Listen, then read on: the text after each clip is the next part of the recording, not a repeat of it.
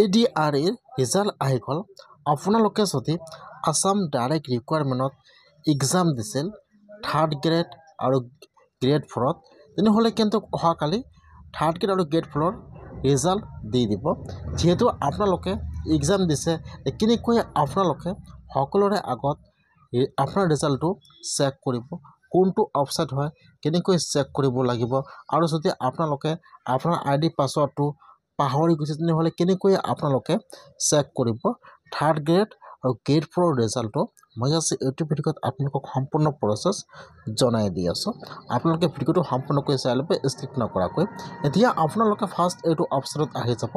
মই কিন্তু আপোনাৰ সুবিধাৰ কাৰণে অপশ্যনৰ লিংকটো মোৰ ডিছক্ৰিপশ্যনত দি দিছোঁ। আপোনালোকে ডাইৰেক্ট ক্লিক কৰি ফাৰ্ষ্ট এইটো অপশ্যনত আহি যাব। এইটো কিন্তু 3rd গ্ৰেড আৰু গ্ৰেড 4ৰ অফিচিয়েল ৱেবছাইট। এতিয়া আপোনালোকে ফাৰ্ষ্ট এইটো অপশ্যনত অহাৰ পিছত ইয়াত চাব লগইনৰ অপশ্যন দি আছে। এতিয়া আপোনালোকে এইটো অপশ্যনত আহি লগইনৰ ওপৰত ক্লিক কৰিব। যেতিয়া আপোনালোকে লগইনৰ ওপৰত ক্লিক কৰিব, এতিয়া কিন্তু আপোনাৰ ওচৰত আৰু এটা হোম পেজ অ'পেন হৈ যাব। ফাৰ্ষ্ট ইয়াত আহি যাব আপোনাৰ এপ্লিকেশ্যন ID নম্বৰ আৰু পাছৱাৰ্ড। আৰু যদি আপোনালোকে আপোনাৰ পাছৱাৰ্ডটো আৰু আপোনাৰ এপ্লিকেশ্যন নম্বৰটো নাজানে, তেনেহ'লে আপোনালোকে ইয়াত চাব দি আছে ফৰগেট পাছৱাৰ্ড। এতিয়া আপোনালোকে ফৰগেটত ক্লিক কৰি আপোনালোকে ইয়াত আপোনাৰ পাছৱাৰ্ডটো ফৰগেট কৰি লৈ ল'ব।